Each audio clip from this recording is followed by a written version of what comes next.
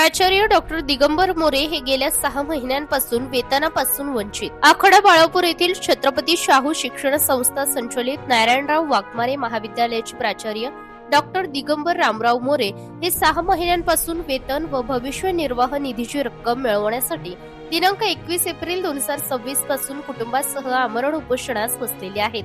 Doctor Digambar More हे स्वामी रामानंद तीर्थ मराठवाडा विद्यापीठाचे मान्यताप्राप्त प्राचार्य असून त्यांच्यावर संस्थेच्या अध्यक्षांनी अन्याय केल्याचे पत्रात त्यांनी नमूद केले आहे. ते असे की त्यांची सेवा ही जेमतेम 5 महिने शिल्लक असताना अनिश्चित कालावधीसाठी सक्तीच्या रजेवर पाठवून त्यांना वेतनापासून वंचित ठेवण्याचे काम संस्थेच्या अध्यक्षांनी केल्याचे तक्रारीत म्हटले आहे. ज्या दिनांकापासून त्यांची नेमणूक करण्यात आली त्या कालावधीपर्यंत प्राचार्यपदी काम करत असताना त्यांनी एकही दिवस रजा न घेता अविरतपणे काम करून वर्षानुवर्षे प्रलंबित असलेली कामे महाविद्यालयात मार्गी लावली. 32 वर्षात संस्थेने सदरील महाविद्यालयास UGCची मान्यताही घेतली नव्हती. तेही महत्वपूर्ण काम महाविद्यालयास UGCची मान्यता घेऊन महाराष्ट्र शासनाचे 2 पुरस्कार त्यांच्या कालावधीमध्ये प्राप्त झाले. 2 पेटंटही मिळालेले असून बरेच काही उत्कृष्ट कार्य झालेले असून अनेक प्राध्यापक व शिक्षकेतर कर्मचाऱ्यांची रेंगाळलेली पदोन्नती व सेवानिवृत्तीची कामे करत विविध शैक्षणिक उपक्रम राबवून महाविद्यालयास नावलौकिक आणण्याचा प्रामाणिक प्रयत्न केला. महाविद्यालयाचे नाव देशपातळीवर जागतिक पातळीवर पोहोचवण्याचे काम केले, परंतु संस्था अध्यक्ष यांनी कदर व किंमत न करता साधने कौतुकी केले नसल्याचे सांगितले. संस्था अध्यक्षांवर आरोप प्राचार्य दिगंबर मोरे यांनी केले. मी काम करत असताना माझे आणि संस्थेचे जर विचार पटत नसतील तर कृपया संस्थेने मला ना हरकत प्रमाणपत्र देऊन कार्यमुक्त करावे.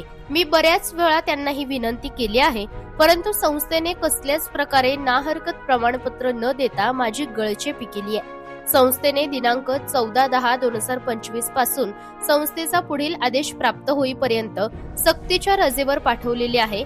6 महिने होत आहेत, अद्याप संस्थेचा आदेश प्राप्त झालेला नाही. मला कसलीही पूर्वसूचना न देता, कसलाच संवाद न साधता किंवा कसलेच कारण न सांगता दिनांक 14/10/2025 पासून त्यांचे नेहमीच वेतन बंद करून जाणीवपूर्वक आर्थिक अडवणूक केल्याचा थेट आरोप केला आहे. वास्तविक पाहता संस्थेने सक्तीच्या रजेवर जाण्यासाठी निर्गमित केलेल्या पत्रातील एकाही कारणासाठी ते प्राचार्य म्हणून जबाबदार नसल्याचे ते सांगतात. त्यासाठी संस्थेची स्थावर मालमत्ता उपलब्ध, भौतिक सुविधा, तेथील यंत्रणा, शैक्षणिक संस्था, चालवणाऱ्या संस्था, अध्यक्षांचा दृष्टिकोन, संस्थेची कार्यकारी मंडळाची कायदेशीर वैधता, कर्मचाऱ्यांमधील उदासीनता आणि निरुत्साहीपणा कारणीभूत ठरते म्हणून सांगितले. त्यांची पत्नी शुगर पेशंट असून ते सुद्धा ब्लड प्रेशरचे पेशंट असल्याचे निवेदनात त्यांनी म्हटले आहे. ते सांगतात की त्यांच्या कुटुंबावर जाणून बुजून उपासमारीची वेळ आणण्याचे काम संस्था अध्यक्ष यांनी केल्याचे सांगताहेत. त्यांची पगार ही शासकीय आहे. शासनाच्या नियमाप्रमाणे त्यांची पगार होण्यास काहीही हरकत नाही, पण पगार अडवून त्यांचा मानसिक छळ करण्यात येत असल्याचे बोलून दाखवले आहे. सदरील प्रकरणाची आपण प्रशासनाने प्रतिनिधी म्हणून सखोल चौकशी करून माझे वेतन बंद का झाले व माझी हक्काची भविष्य निर्वाह निधीची रक्कम माझ्या पत्नीच्या वैद्यकीय उपचारासाठी वेळेवर मिळवून द्यावी. माझा तात्काळ आर्थिक छळ थांबवून माझ्यावरील झालेला अन्याय दूर करावा, असे यावेळी प्राचार्य दिगंबर मोरे यांनी आमच्या प्रतिनिधीशी बोलताना व्यक्त केले आहे.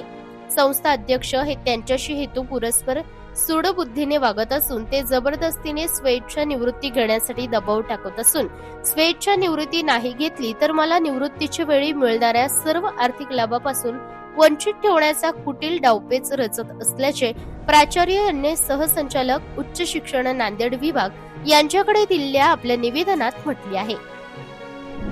सर, आपण उपोषणाला बसलेले आहात, आपल्या कोणकोणत्या मागण्या आहेत? सर नमस्कार.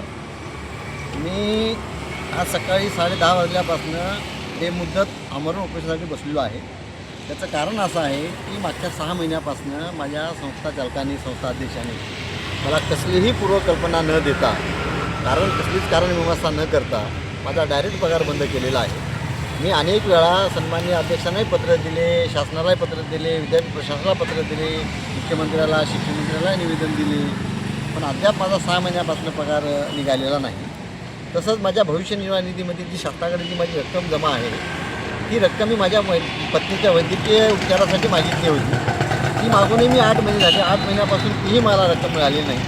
म्हणजे दुहेरी आर्थिक अडचणीमध्ये मला यांनी आणल्यामुळं आणि मी आणि माझं कुटुंबीय गेल्या 6 महिन्यापासून आर्थिक संकटाचा सामना करत असल्यामुळं मला नाईलाजानं वास्तविक पाहता आता माझी एकूण 35 वर्षाची नोकरी होत आहे.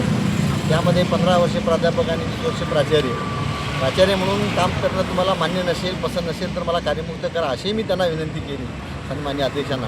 पण माझे अध्यक्ष काही एक तर सोडतही नाहीत, मुक्तही करत नाहीत, पगारही चालू ठेवत नाहीत, कामही करू देत नाहीत.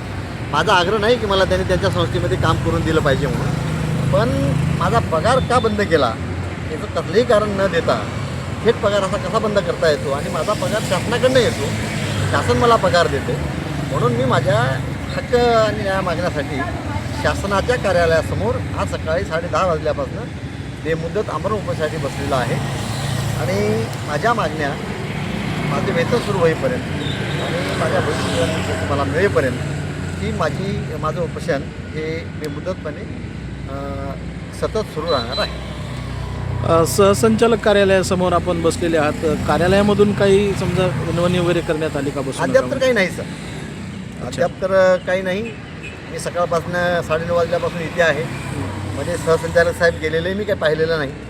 आता संबंधित त्यांच्या कार्यालयातले कर्मचारी मध्ये चालले यायला लागले, पण अद्याप मला तर कोणी काही माझ्याशी कोणी हेतू साधलं नाही किंवा कोणी मला संपर्क केलेला नाही. माझ्या संघटनेचे माननीय सचिव प्राचार्य महासंघाचे प्राचार्य पंजाबराव चव्हाण सकाळी येऊन मला व्हिजिट देऊन संघटना आपल्या पाठीशी आहे एवढं मला आश्वस्त करून एक अर्धा-पाऊण तास बसून गेले. नंतर प्राचार्य भूत गंगाखेडचे तेही स्वतः प्रत्यक्ष इथे येऊन बसून मला पाठिंबा असल्याचं सांगून गेले. माझी मित्रमंडळी यायला लागलेत, माझं कुटुंब यायला लागले, येऊन भेटून विचारपूस करायला लागली. अच्छा, जोपर्यंत तुमची मागणी पूर्ण होणार नाही तोपर्यंत उपोषण मागे घेणार नाही घेणार तर, कारण मी माझ्या निवेदनामध्ये लिहिलं आहे की आपण शासनाचे प्रतिनिधी आहात. त्या सदरील महाविद्यालयाची अवस्था काय आहे तुम्ही पहा. 22 सप्टेंबर 1994चं कॉलेज आहे. 43 डिग्री सेंटीग्रेड टेम्परेचर तापमानामध्ये मला 4 वर्षे त्या अध्यक्षांनी पत्राच्या टीनशेडमध्ये बसवलं. सगळ्या सुविधा द्या म्हणून म्हटलं त्यांना, तर सुविधाही देत नाहीत, कामही करू देत नाहीत. आणि मी त्यांना सांगितले चौकशी करा. मी जर चौकशी आणखी दोषी आढळलो आणि खरंच माझा 6 महिने पगार बंद व्हावा असा जर माझ्याकडून गुन्हा घडला असेल तर मला कठोरातली कठोर शिक्षा करा. पाहिजे तर मला जेलमध्ये टाका, तुरुंगात टाका, फासावर चढवा, पण माझं आर्थिक नुकसान करू नका. कारण शेवटी मी गेलो तर माझं कुटुंब तर आहे ना. माझं कुटुंब काय पाहणार, कुटुंब कोणाकडे पाहणार. सर, आता बोलत असताना एक आपण मुद्दा त्याच्यामध्ये उपस्थित केला की टेम्परेचरमध्ये महाविद्यालय म्हणजे पत्रामध्ये महाविद्यालय चालतं का? हो. पत्राच्या शेडमध्ये? हो. आणि ती जागाच त्यांची नाही मुळात. अच्छा, ती जागा आहे इरिगेशन डिपार्टमेंटची. अप्पर पैनगंगा आहे ना, अच्छा, पैनगंगा प्रकल्पाची ती जागा आहे. अच्छा. त्या कॅनॉलच्या बांधकामासाठी बांधलेली ती गोदामं होते. त्यांनी 3 वर्षासाठी म्हणून भाडे तत्वावर घेतली होती. 1997लाच त्यांचा करार संपलेला आहे. अच्छा. मी त्यांना विनंती केली की बा भाडे करार जर असेल तुमच्याकडे तर मला द्या, मी कुठली काही अडवणूक करणार नाही. पण भाडे करार नसताना, जागा स्वतःची नसताना मी सह्या कशा करायच्या आणि कसे प्रस्ताव पाठवायचे? उद्या प्राचार्य अडचणीत येतील ना. त्या महाविद्यालयाचे फोटो वगैरे आहेत का आपल्याकडे? व्हिडिओ काय फोटो आहेत? पत्रामध्ये चालते त्याचा काही पुरावा? हो, बिलकुल पत्रामध्ये चालते. तुम्ही आताही पाहू शकता किंवा माझ्याकडे घरी असतील फोटो तुम्ही मागून घेईल की अडचण. अच्छा,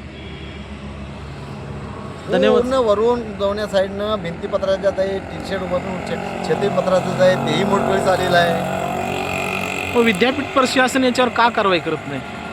विद्यापीठ प्रशासनाला मी विनंती केली सर, चौकशी करा म्हणलं. अच्छा. की तुम्ही संलग्नीकरण कशा आधारे देत आहे, संलग्नीकरणासाठी जे काही निकष आहे ते निकष ते महाविद्यालय पूर्ण करतंय का? आज 32 वर्षाचं महाविद्यालय, 32 वर्षामध्ये त्यांनी जर स्वतःची महाविद्यालयासाठी जी काही जागा घेतली नसते. आणि त्यांचं एक वैशिष्ट्य आहे, आत्तापर्यंत 32 वर्षामध्ये त्यांचे 3च प्राचार्य असे आहेत की ते विद्यापीठाच्या निवड समितीकडनं निवडला गेले आणि एकाही प्राचार्याला त्यांनी काम करू दिलेलं नाही. माझ्या पूर्वीच्या प्राचार्यांची अवस्था माझ्यापेक्षा वाईट केलेली आहे, कारण माझ्याकडे सगळे लेखी पुरावे आहे. अच्छा. त्याच्या आधीच्याही प्राचार्यांची अवस्था तीच केलेली आहे. आता अशा परिस्थितीमध्ये आपण किती म्हणून फाईट करायचं? आणि जोपर्यंत आहे माझ्याकडे कॅपॅसिटी तेवढी तो क्षमता जोपर्यंत फाईट करेलच. म्हणजे विद्यापीठाला सगळ्या गोष्टी माहीत असून सुद्धा मुग गिळून गप्पा आहे. विद्यापीठाला सर्व गोष्टी माहीत आहेत. 25 एप्रिल 2025ला विद्यापीठाचे सन्माननीय प्रकुलगुरू विद्यमान प्रकुलगुरू स्वतः परीक्षेच्या निमित्ताने व्हिजिट केली होती. त्यांनी स्वतः प्रत्यक्षदर्शी सगळं पाहिलेलं आहे. त्यांनी मला विचारलंसुद्धा हे महाविद्यालय कधीच आहे, अशी कशी अवस्था आणि काय गुणवत्ता देणार आपण विद्यार्थ्यांना. प्रकुलगुरू कोण आहेत? प्रकुलगुरू आहेत प्राध्यापक डॉक्टर अशोक महाजन सर म्हणून आहे. अच्छा. ते पूर्वी जळगावला होते, जळगाव विद्यापीठातील प्राध्यापक होते. त्याही पूर्वी ते 1986ला धर्माबाद महाविद्यालयामध्ये इलेक्ट्रॉनिक्सचे प्राध्यापक होते. या सगळ्या गोष्टी ज्ञात असताना तरीही ते डोळेझाक करतात, याचं मला आश्चर्य वाटतं. अजून काय सांगाल तुम्ही? अजून काय सांगायचं, शिक्षकांनी शिक्षणाची हत्या केलेली आहे. धन्यवाद सर, आमच्या समाज साधनाची संपर्क केल्याबद्दल. धन्यवाद सर.